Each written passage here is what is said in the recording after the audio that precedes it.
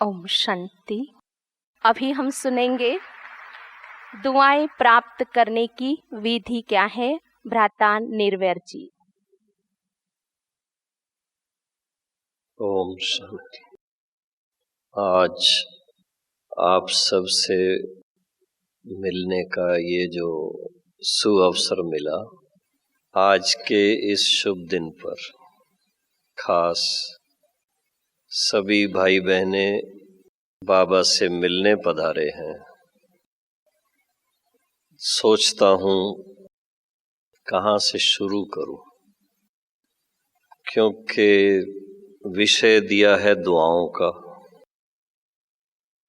दुआएं प्राप्त करना और दुआएं देना, ये एक कॉमन रिवाज है। जब बड़ों से मिलते हैं, खासकर हम देखते हैं अभी भी ज्ञानी तो आत्माएं भी जब दादियों से मिलती हैं तो सिंधी भाई बहने कहते हैं आशीष दो, हिंदी जानने वाले कहते हैं आशीर्वाद दो, उर्दू जानने वाले कहते हैं दुआएं दो। जब साकार बाबा को सामने देखता हूँ तो बाबा कहते थे, बच्चे जब बाप मिल गया, बेहद का बाप मिल गया, पहचानने के बाद ही मिला, तो बाप का वर्षा भी प्राप्त हो गया। 21 जन्म के लिए डबल ताजधारी बनने का वर्षा प्राप्त कर लिया। उससे बढ़कर और दुआएं क्या मिलेंगी, जिसमें सदा स्वस्थ, दीर्घायु, 125-150 साल आयु, और वो भी एवर हेल्दी, सदा स्वस्थ, और साथ साथ धन धान्य संपन्न, विश्व महाराजन, विश्व महारानी, या यूं ही कहें कि सतयुगी दुनिया के मालिक, और सदा सुखी, सारे विश्व में शांति, घर घर में सदा ही दिवाली, क्योंकि आत्मा रूपी ज्योत जगी हुई, और सदा पावन। तो ये भगवान से प्राप्त आशीर्वाद कहो, दुआएं कहो, आशीष कहो, बाबा ने कहा ये आपका वर्षा है, हक है, और हक मांगने की भी जरूरत नहीं है। जिस सेकंड, जिस समय ये पहचान मिल गई, हम आत्माएं उस बेहद पिता की संतान हैं, पहचान मिलते ही बेहद के मालिक बन गए। इससे बढ़कर और कोई आशीष, और कोई दुआ, और कोई आशीर्वाद है नहीं। वर्तमान को देखें तो इस समय भी चारों तरफ का वातावरण देखो आप, सब तरफ अशांति, दुख, जैसे विकारों की आग लगी हुई है। और ऐसे दुख अशांति की दुनिया में, कलयुग के अंत के समय में, ऐसे समय भी जिन आत्माओं को ज्ञान मिला है, परिचय मिला है, बल्कि ऐसा कहें कि जिन्होंने ये अच्छी तरह पहचान लिया है कि स्वयं भगवान हमें पिता के रूप में वारस बना के उस नई दुनिया के योग्य बनने की पढ़ाई स्वयं पढ़ा रहे हैं। लौकिक पढ़ाई थोड़ी सी भी पढ़ते हैं तो कहते हैं पढ़ाई के बिना मनुष्य जैसे जानवर है। और ये वो पढ़ाई राजयोग की शिक्षा, ईश्वरी ज्ञान और राजयोग की शिक्षा, जिससे न सिर्फ मनुष्य मानवता को सीखता है, दिव्यता को भी सीखता है। मनुष्य से देवता बनने की पढ़ाई, राजयोग से राजाओं का महाराजा बनने की पढ़ाई, और पढ़ाने वाला स्वयं परम पिता परमात्मा। ये जिसको निश्चय हो जाए उसका नशा क्या रहता है? किस नशे में रहते हैं सभी आप? रूहानी नशे में, नारायणी नशे में रहते हैं। नर से श्री नारायण बनने के नशे में, नारी से श्री लक्ष्मी बनने के नशे में। ऐसा वारस बनना, देवता बनना, इससे बढ़कर और कोई दुआ नहीं है और कोई आशीर्वाद नहीं है। फिर भी बाबा ने स्वयं इस वर्ष को दुआएं देने और दुआएं लेने का वर्ष कहा है कि ये वर्ष कैसे मनाया जाए। क्योंकि बाबा के सामने सिर्फ ब्राह्मण बच्चे नहीं हैं, सारा ही कल्प वृक्ष बाबा के सामने है। और कल्प वृक्ष का भी वो स्वरूप सामने है जो वृक्ष सूख गया है, पत्ते झड़ते हुए नजर आ रहे हैं। ऐसे समय पर जब सभी आत्माएं किसी ना किसी दुख या रोग से ग्रस्त हैं और चारों तरफ का जो वायुमंडल है उसमें हिंसा बहुत है, भय बहुत है, और कुछ भी सर्टन नहीं है, अगले मोमेंट क्या होना है कुछ पता नहीं।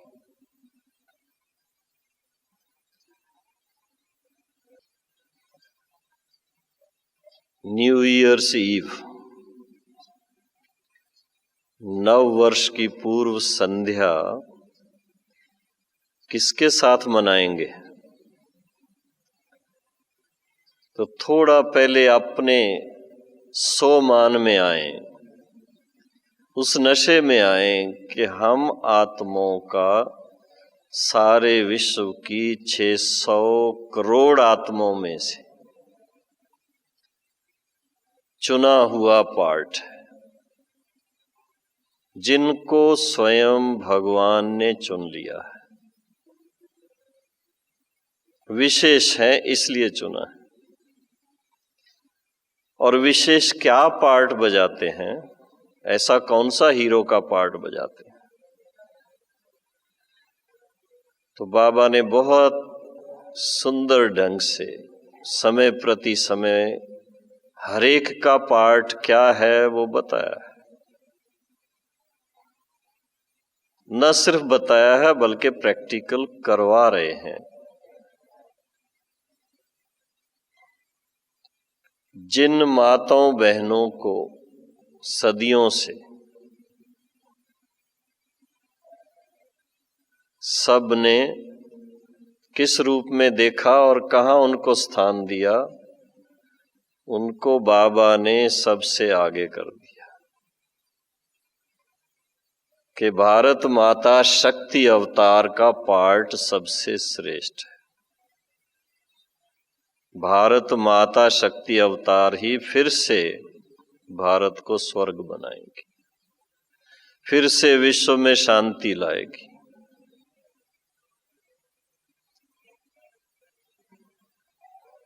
इसी तरह से बाबा ने कहा वो कार्य जिसको सब असंभव मानते हैं, निमित्त युगलों को उसके लिए रखा। फिर साथ में कुमारों का, कुमारियों का अपना अपना पाठ, लेकिन सबका संगठित रूप अगर देखा जाए तो सब वो कार्य करते हैं कि जो सृष्टि इस समय नरक बन चुकी है उसको पुनः स्वर्ग बनाने का पाठ, उसको पुनः पावन बनाने का पाठ, जिसके लिए कोई सोच भी नहीं सकता कि इस समय कोई परिवर्तन हो सकता है। और उसके लिए बाबा ने कहा जब आप स्वयं परिवर्तित होंगे तो ये विश्व परिवर्तन हो सकता है। एक एक का महत्व बाबा ने बता दिया और दुआएं लेने का बेसिस वही है, फाउंडेशन वो है। हम सब जानते हैं किन बच्चों को दुआएं मां बाप की मिलती हैं, जो सुशील होते हैं, जो सच्चाई पर चलते हैं और जिनके अंदर सभ्यता होती है, जो सेवा हमेशा सेवाधारी बन के चलते हैं। और खासकर बाबा के वो बच्चे जो ज्ञान युक्त और योग युक्त जीवन में रहते हैं, बाबा के साथ सदा सच्चाई और सफाई से चलते हैं। ना सिर्फ बाबा के साथ, भगवान के साथ तो भगत भी जाकर के मंदिर में सच बोल देते हैं, कुछ भी करके आएंगे वहां तो सब सच बोल देते हैं, चर्च में जाकर के सब सच बोल देते हैं। लेकिन नहीं, एक दो के साथ भी, परिवार के साथ भी, समाज के साथ भी सच्चाई और सफाई से जो चलते हैं वो सुपात्र बनते हैं सबकी दुआएं लेने के। स्वयं में अगर खजाना है, भरपूर है तो दे सकते हैं। और खास तो ज्ञान मार्ग में देखा कि जितना देते हैं, दाता के बच्चे जितना दाता बनते हैं उसका पदम गुना हो करके मिलता है। भविष्य में भी मिलता है, वर्तमान में भी मिलता है। ऐसा नहीं है कि सिर्फ सतयुग और त्रेता में ही मिलेगा। इस समय भी सबसे पहले तो बाबा कहता है जब आप कोई भी ऐसा पुण्य का काम करते हैं, दूसरों के कल्याण के निमित्त बनते हैं,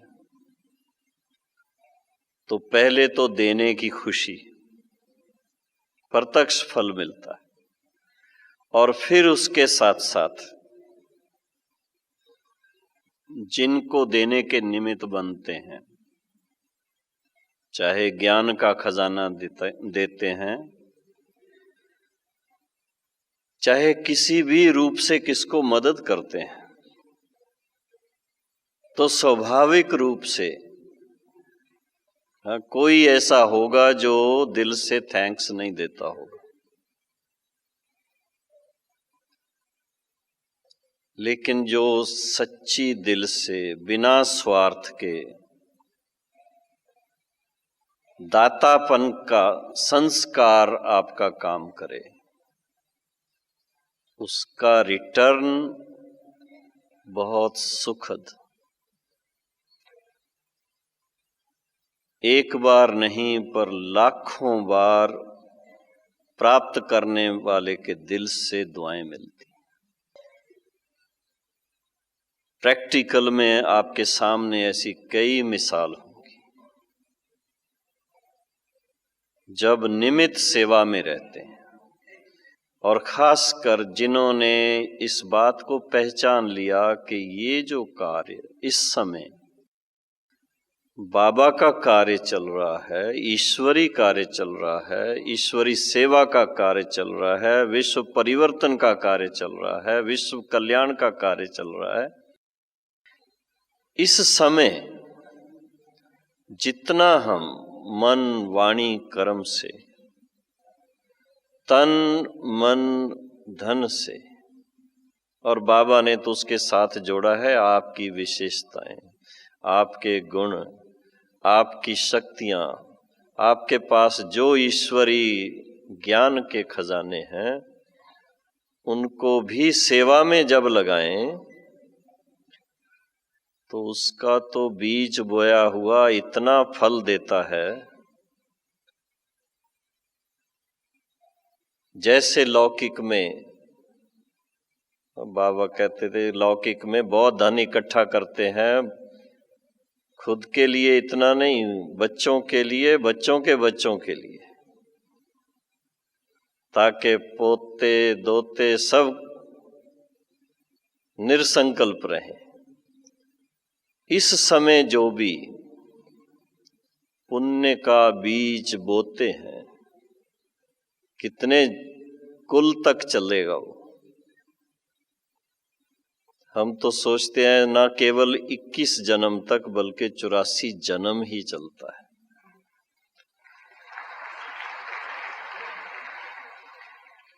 आज भी स्वयं को देखो आप,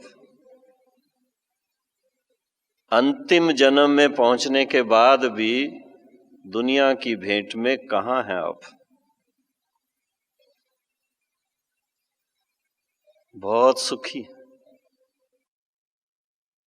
ज्ञान के पहले भी बहुत सुखी थे, ऐसा नहीं कि नहीं थे। तो अगर अपनी कहानी को देखें 84 जन्म की, जहां से शुरू किया, डबल ताजधारी थे और इतने महान थे, इतने श्रेष्ठ थे, वहां से एक एक स्टेप सीढ़ी का नीचे उतरते उतरते उतरते जहां पहुंचे 84 जन्म में, वहां पर भी दुनिया की भेंट में फिर भी बहुत अच्छे थे। कोई एकदम दीपक बुझता नहीं है,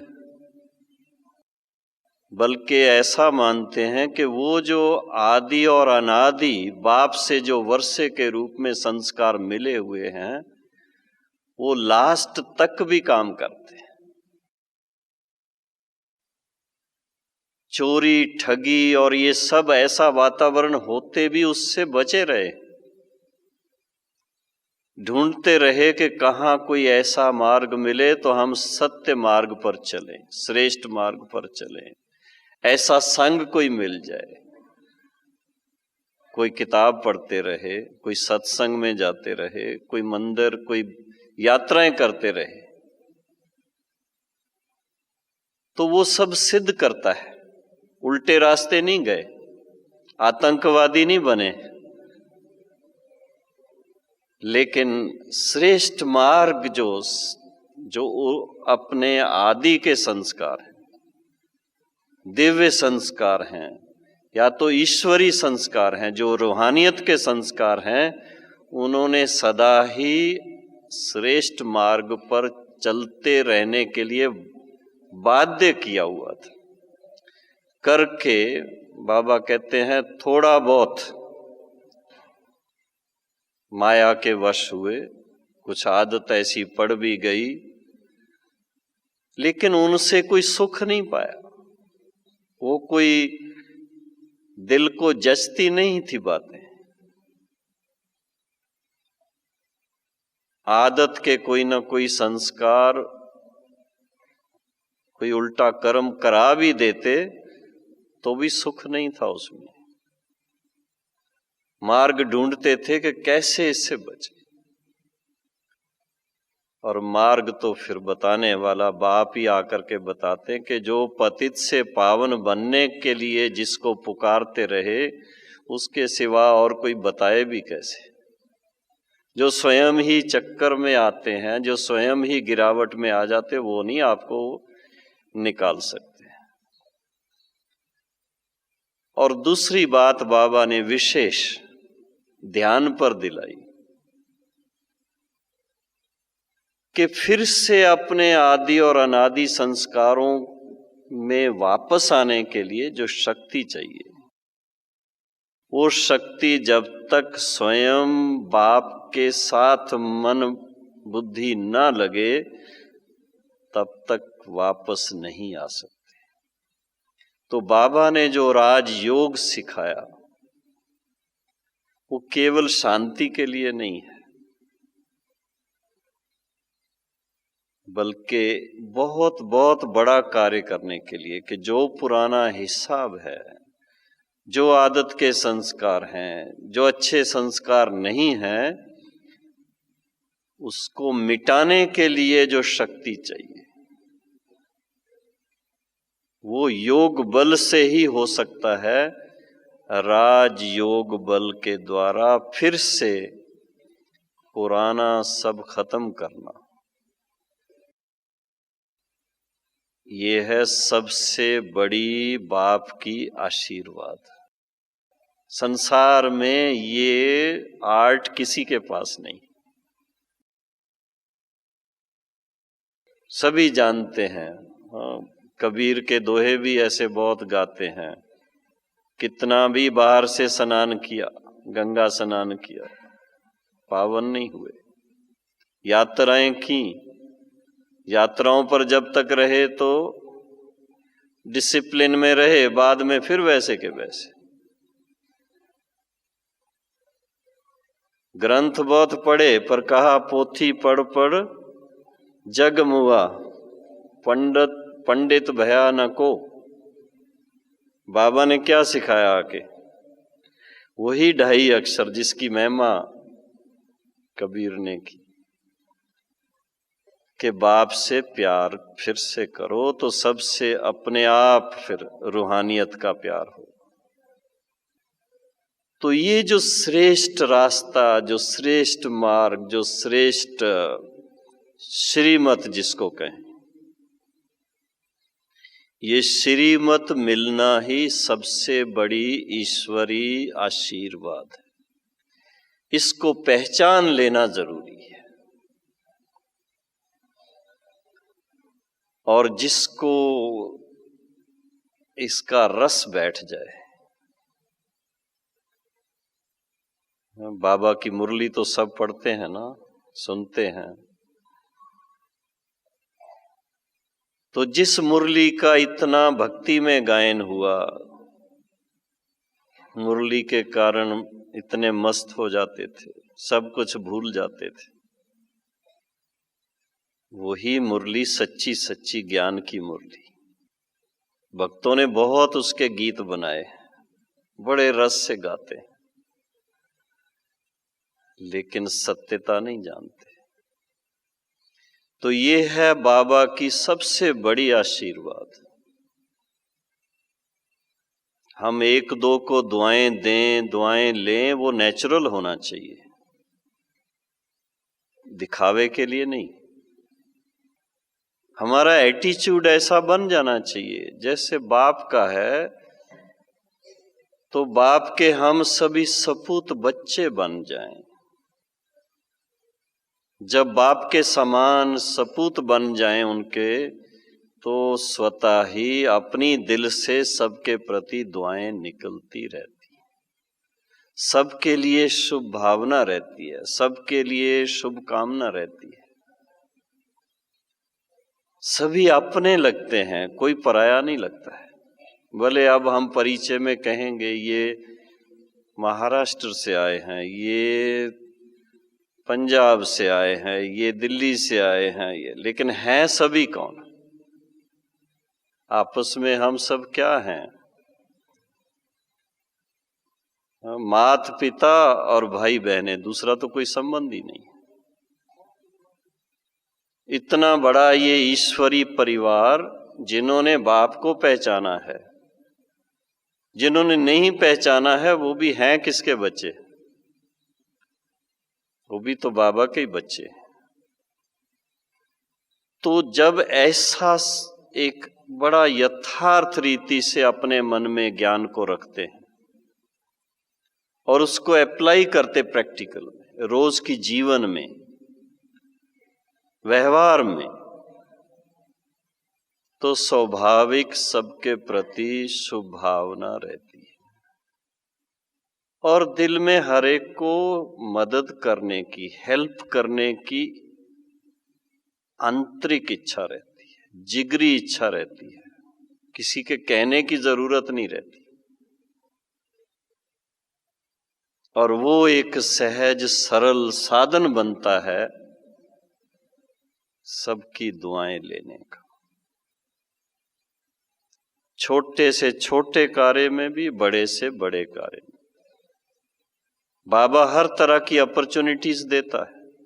आप प्रैक्टिकल देख लो, ड्रामा के अंदर हर दिन ऐसे मौके आते हैं,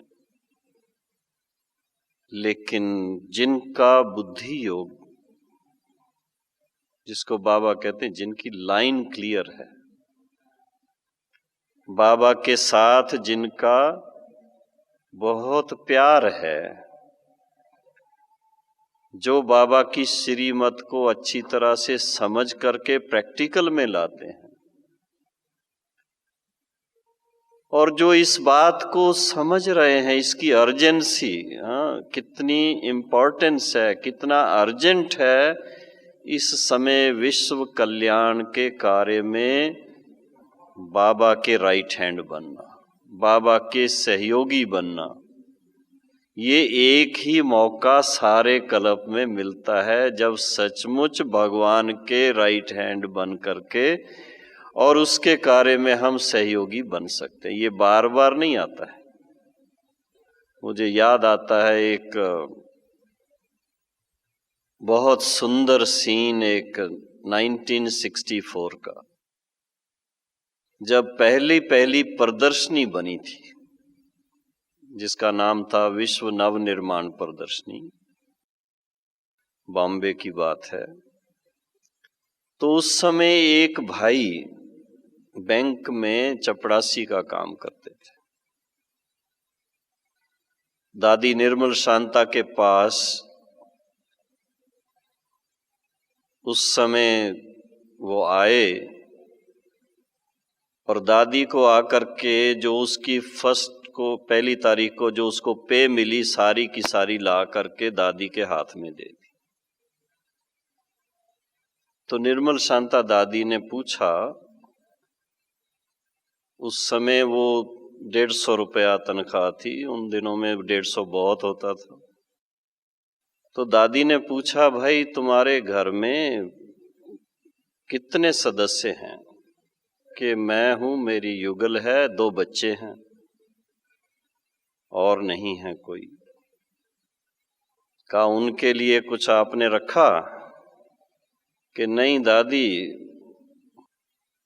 उसकी अभी जरूरत नहीं, ये प्रदर्शनी बन रही है और इसमें मैं सहयोग देना चाहता हूं। ये कल्प के बाद मौका मिला है, बार बार ये मौका नहीं मिलेगा। और उनके लिए मैंने जो अभी तक थोड़ा थोड़ा जमा करके बैंक में रखा, मैं उससे वो कार्य चला लूंगा, लेकिन इस महीने तो मुझे ये करना है। इस तरह की स्पिरिट, इस तरह की भावना जो है बाबा के कार्य में, आप सोचिए कि उस आत्मा को, जैसे बाबा कहते ना, अमीर का 1,00,000 और गरीब का 10 रुपया 1 रुपया दोनों समान, कितनी खुशी हुई होगी उसको,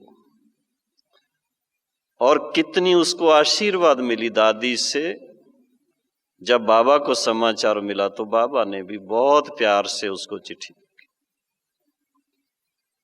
कि ऐसी सैक्रिफाइस करने वाले, ऐसी कुर्बानी करने वाले भी बाबा के बच्चे हैं। और उस समय उस प्रदर्शनी का हमारा एस्टीमेट कितना था, आज के हिसाब से तो बहुत छोटा सा अमाउंट है, 750 रुपया था, करके 1000 रुपया लगा होगा। क्योंकि शुरू में वो प्रदर्शनी का स्वरूप जो था वो इतना बड़ा नहीं था, जैसे आजकल मेला होता है, प्रदर्शनी होती है, म्यूजियम बनते हैं, वो स्वरूप नहीं था, पहली प्रदर्शनी थी। इस तरह से हम देखते हैं कि बाबा के और जितने भी कार्य हैं, दिन ब दिन कुछ ना कुछ नया बनता ही जाता है, कुछ ना कुछ नया हो रहा है, और जो बन रहा है वो सब सेवा में लग रहा है। ऐसा एक भी स्थान आपको नहीं मिलेगा कि जो बना हो और वो सेवा में ना लगा हो, बल्कि वो भी छोटे पड़ जाते। ये हाल आपका भी देखना आज शाम को कैसा लगता है।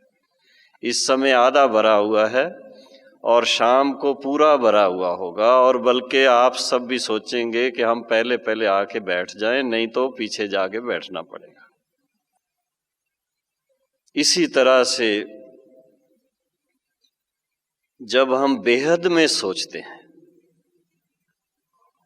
कि सारे विश्व को परिवर्तन करना है, बीच में एक स्लोगन था इंग्लिश में, व्हेन वी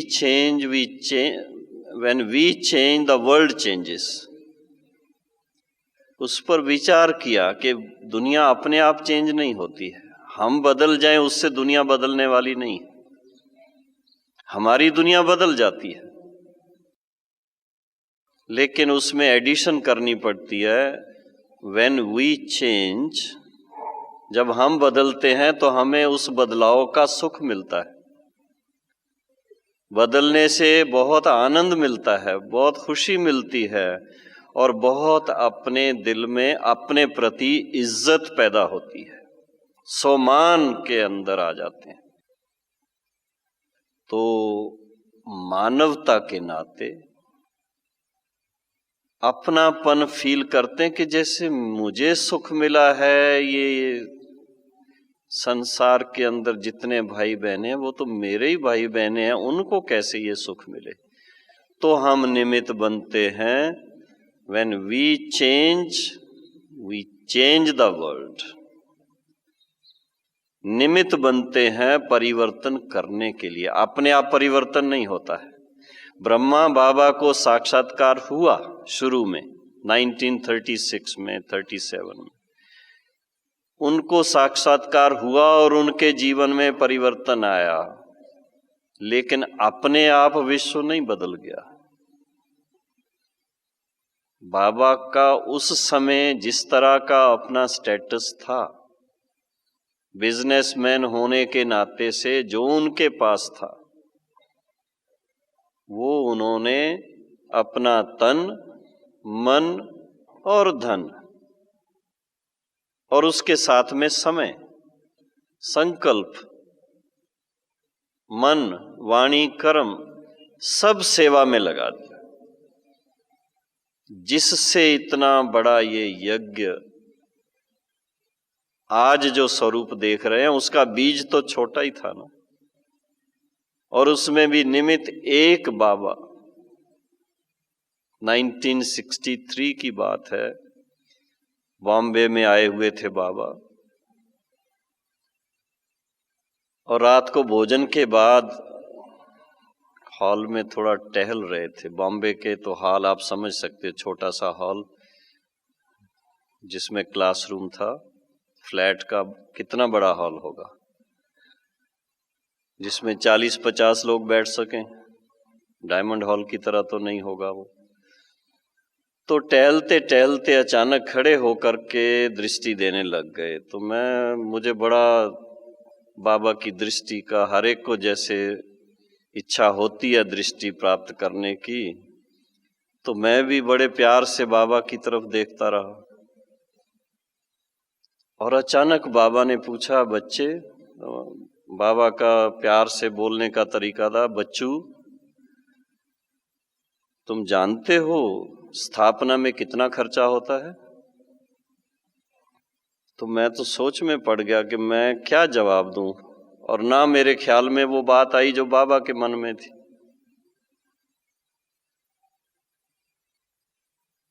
और फिर दूसरे दिन बाबा ने उस समय थोड़ा सा कुछ कान में सुनाया, और दूसरे दिन बाबा ने बड़ी बेहद की बात सुनाई कि बच्चे देखो, विनाश के लिए क्या क्या तैयारियां कर रहे हैं। अरबों खरबों डॉलर जो है, पद्मों, विनाश के लिए सारा खर्च कर रहे हैं, और स्थापना के लिए कितना खर्चा होता है? बाबा ने उस समय तो कहा 3-4 लाख ही खर्च होता है, क्योंकि बाबा ने जो बीज बोया उस समय शुरू में अपनी कमाई का, जिसका ये इतना वट वृक्ष फैल रहा है, बढ़ रहा है आगे, जिसमें हर एक भाई बहन का भाग्य बन रहा है। बाबा ने अपना भाग्य बनाया। बाबा बहुत प्यार से कहते थे, देखो बच्चे, बाबा ने सब शिव बाबा पर कुर्बान किया, अर्पित किया, तो शिव बाबा जिम्मेदार हो गया बाबा की संभाल करने का। क्या बाबा उसके बाद कोई भूखा मरा? यज्ञ के अंदर जो बच्चे थे, क्या बच्चे कोई भूखे मरे? जो भी समर्पित हुए, क्योंकि शुरू में 350-400 के करीब भाई बहने जो शुरू में 14 साल तपस्या की, जिन्होंने, जो आज हम सब की पालना करने के निमित्त हैं, हमारी दादियां हैं।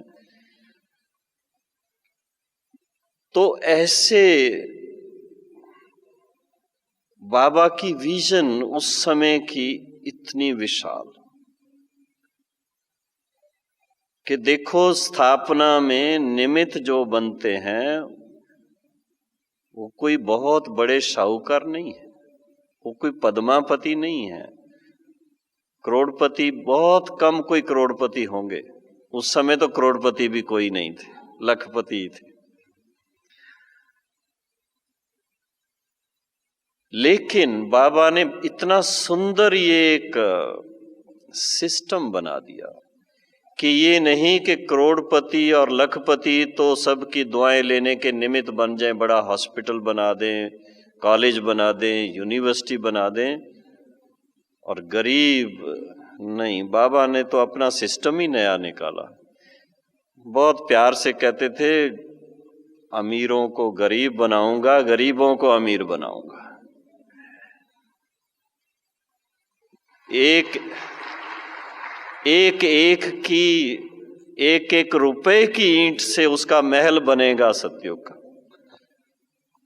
और जो अमीर हैं आज, जो बहुत करोड़पति, अरबपति, पद्मपति हैं, उनका सब मिट्टी में मिल जाएगा। प्रैक्टिकल देखने में आ रहा है। 11 सितंबर को क्या हुआ?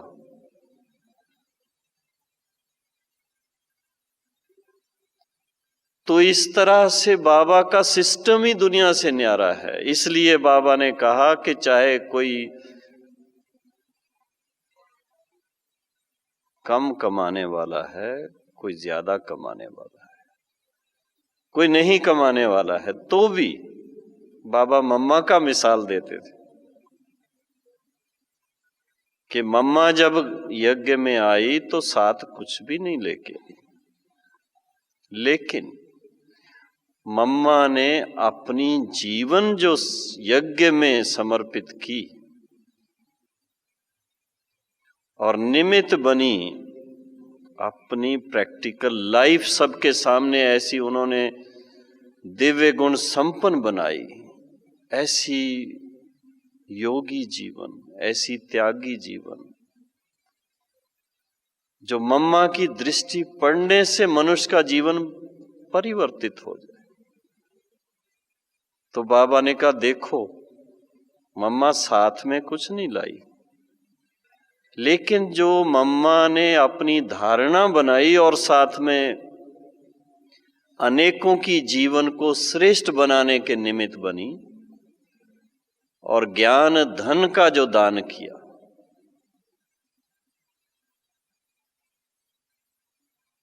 बाबा से भी आगे चली गई। बाबा प्यार से कहते थे, मम्मा हमेशा बाबा को आगे रखती थी कि नहीं, रचता तो वही है, लेकिन मिसाल सामने है प्रैक्टिकल। तो ये समय ऐसा है कि जो इस समय को पहचानना हमारे लिए बहुत जरूरी है। बाबा ने तो बहुत प्यार से कहा है, आप इतने महान वीवीआईपी हो, हाँ, देखने में साधारण है। अपना भी मिसाल देते थे कि बाबा तो साधारण है, जैसे कुर्ते धोती में बिजनेस में था वैसे ही यहाँ है। चित्रों में भी आप देखेंगे कोई भी सजावट नहीं है, कोई तिलक नहीं लगाया हुआ है मस्तक पे, कोई गले में नहीं कुछ डाला हुआ है, कोई हाथ में कुछ नहीं डाला हुआ है, कोई हाथ उंगलियों में कोई कुछ नहीं पहना हुआ है, बिल्कुल सिंपल साधारण। लेकिन बाबा जैसा नशा किसी बादशाह में भी नहीं देखा, क्योंकि अंदर में भरपूर था बाबा। बाबा को ये नशा था कि मुझे कौन मिला है, और दूसरा नशा था कि मैंने अपना तन बाबा को दिया है, और उसके लिए सदा कहते बच्चे फॉलो फादर। बाबा की पहली मुरली जो हमने सुनी 1959 में, उसमें यही महावाक्य थे कि जैसे बाबा ने स्वयं को समर्पित किया है, बच्चे आप बच्चे भी निमित्त बनो, आप बच्चे भी बाप को फॉलो करो। वो तीर लगा हमें भी, और बहुत सुख पाया। जब से बाबा के बने, एक बार बाबा ने कहा, क्योंकि बाबा को हर महीने का जो उस समय थोड़ा बहुत हिसाब था वो दिखाते थे, तो बाबा एक बार कहने लगे, बच्चे आप थोड़ा बैंक में क्यों नहीं रखते हो? मैंने कहा बाबा क्या करूंगा, 22-23 साल की उम्र में तो अभी नशा होता है ना कि अभी तो हम कमा सकते हैं, ऐसी क्या बात है। तो बाबा ने कहा कभी ऐसा टाइम आ जाए, उसको सिंधी में बोलते हैं आई वेल, जरूरत पड़ जाए तो। अब ये है निश्चय की बात। जिसको ये निश्चय है कि स्वयं भगवान इस समय हमें गाइड कर रहा है, स्वयं भगवान हमें पढ़ा रहा है, वो स्वयं माता पिता का पाठ बजा रहा है, तो मैंने कहा बाबा आप बैठे हैं, फिर मुझे क्या चिंता है। फिर बाबा ने कुछ नहीं कहा, और मुझे इस बात का बड़ा नशा है, बड़ी खुशी है कि आज दिन तक मैंने कभी कोई बैंक अकाउंट अपने नाम का नहीं खोला है।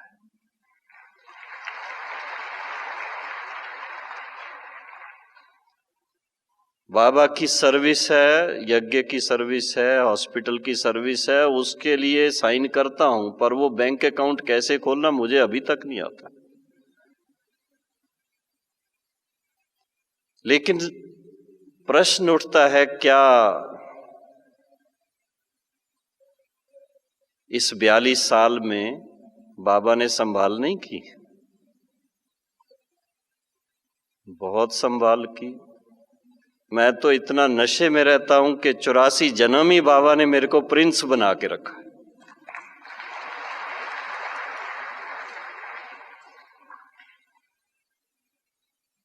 तो वही बात मैं सोच रहा था कि हमारे इतने भाई बहने हैं, उसका भी नशा रहता है।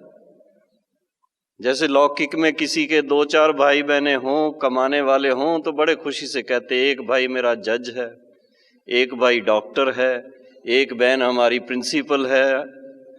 तो हम तो सोचते हैं कि हमारे तो लाखों भाई बहने सभी कमाने वाले हैं।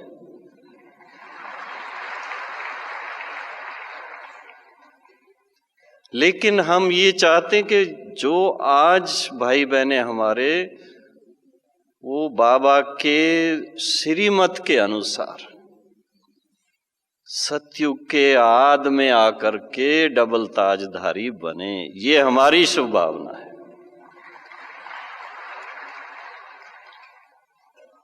और उसके लिए समय को पहचान करके, जैसा समय है, संगम का कितना साल बाकी होगा, अभी कितना समय चलना है और संगम को बाबा से पूछेंगे आज।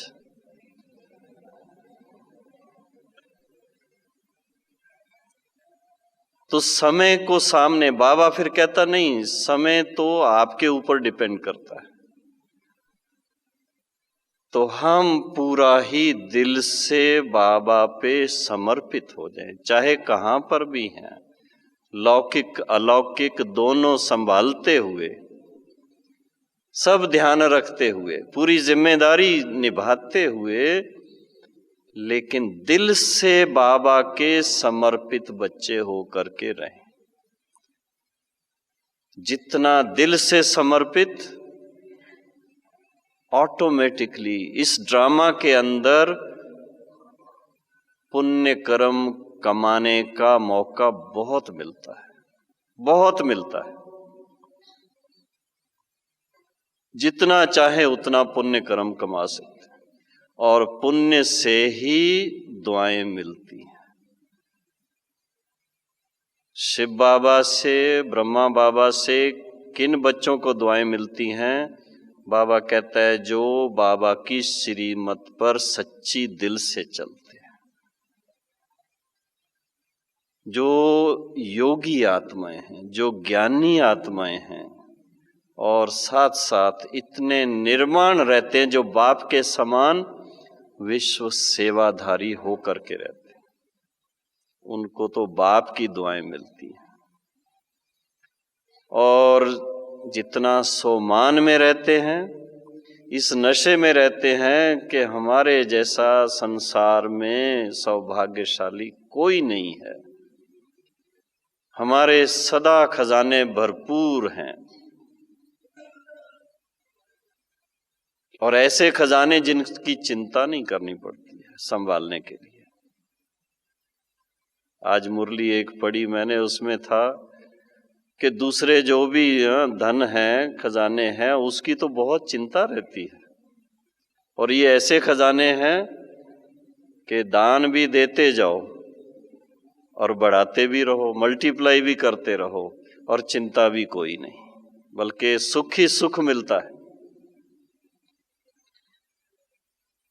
तो इस समय निमित्त बन करके जो मौका मिले, बाबा ने कहा सवेरे सवेरे सबसे अच्छा मौका है मनसा सेवा का, सारे विश्व को शांति का दान देने का बहुत अच्छा मौका। और मैंने जो अनुभव किया है, इस रुचि से जब हम बाबा की याद में सुबह को बैठते हैं, बाबा के पास जैसे जाके बैठ जाते ऊपर, उससे अपने संस्कार फास्ट चेंज होते, एकदम पावन बन जाते, और साथ ही साथ अनुभव होता है सचमुच बाबा अपने साथ बिठा के हमें इतना शक्तिशाली बना करके वाइब्रेशन कैसे सारे विश्व में फैलाता है। यह अभ्यास सबसे श्रेष्ठ, और बाबा खुद प्रैक्टिकल में इस बात पर, ब्रह्मा बाबा बहुत अटेंशन देते थे। आज भी हम देखते हैं, हमारी दादियां एक तो उनकी सेवा ही ऐसी है, भाई बहनों से मिलना है, दृष्टि देनी है, तो बाबा की याद में रहना ही है, तो ऑटोमेटिक उनकी कमाई हो रही है। लेकिन साथ साथ अटेंशन भी रखते हैं, विशेष ध्यान देते हैं। नए वर्ष के लिए कोई संकल्प भी करना होगा। 2-3 दिन पहले ज्ञान सरोवर में छोटे छोटे बच्चों के क्लास में थे हम, विदेश के बच्चे 35 के करीब, 5 साल से 12 साल की उम्र के। सब ने ताज पहने हुए, हम गए जब तो सब ने ताज पहने हुए और फूल हाथ में लिए हुए, इतना सुंदर लग रहे थे।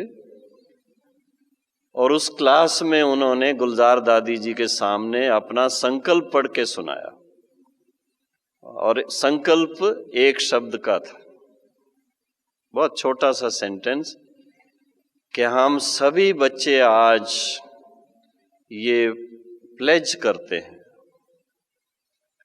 संकल्प लेते हैं कि हम सदा मुस्कुराते रहेंगे।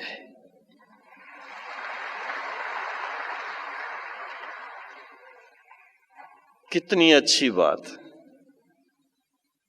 इस दुनिया में मुस्कुराते हुए लोग मिलते हैं अगर, तो सिर्फ बीकेज में ही मिलते, और कहीं नहीं मिलते।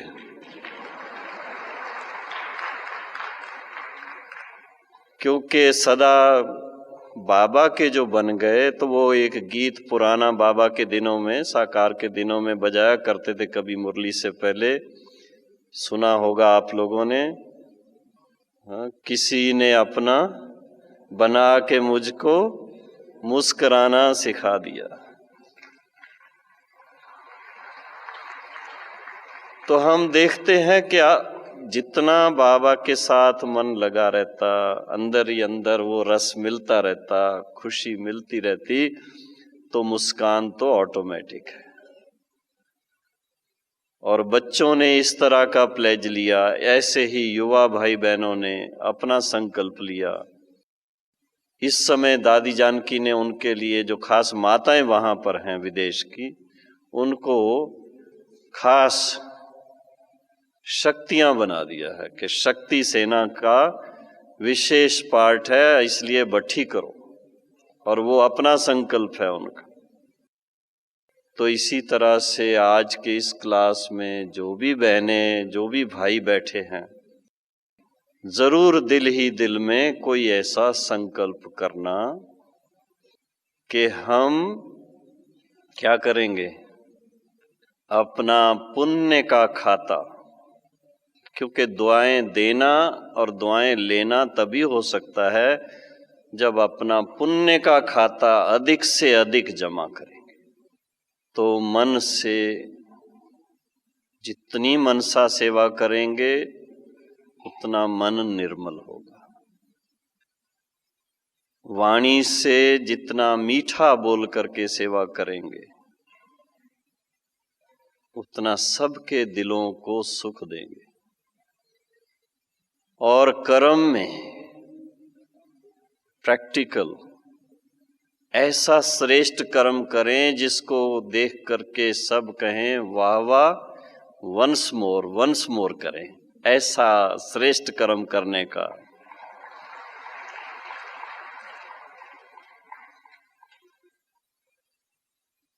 और साथ साथ बाबा का जो बेहद का कार्य चल रहा है इस समय सारे विश्व को परिवर्तन करने का, सभी सुनते तो रहते हैं क्या क्या चल रहा है, उसमें भी पूरा दिल व जान से, शुभ संकल्प से और तन मन धन से जब पूरा सहयोगी बनेंगे तो अवश्य ही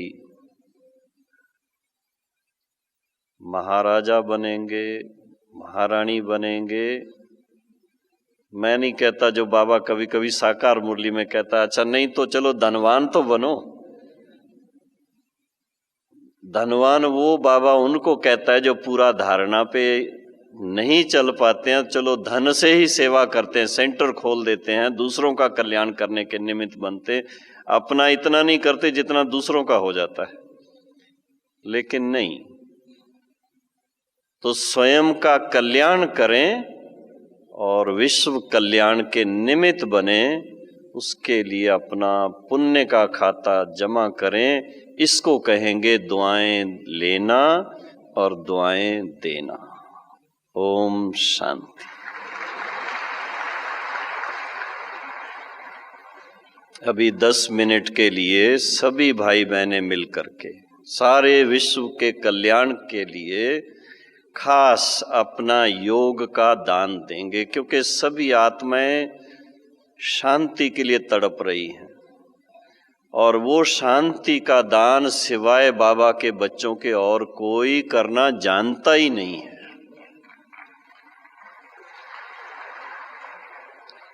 तो सभी बाबा के साथ मन में यही सोचें, हम बाबा के समान मास्टर, शांति के सागर, विश्व शांति स्थापन करने के निमित्त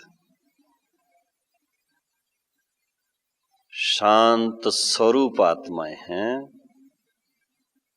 शांति धाम के निवासी हैं और शांति के वाइब्रेशन, प्रकंपन फैलाने के निमित्त हैं। अपने शक्तिशाली शांत स्वधर्म में स्थित होकर शांति के सागर पिता के साथ साथ शांति दाता का पार्ट अब बजा रहे हैं। ओम शांति।